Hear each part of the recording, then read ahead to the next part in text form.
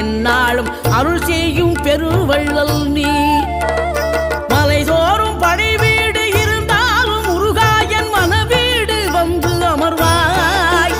நீ மயிலேறி விளையாடி சுவையான தமிழ் பாடல் கனிவோடு தந்து அருள்வாய், கனிவோடு தந்து அருள்வாய்.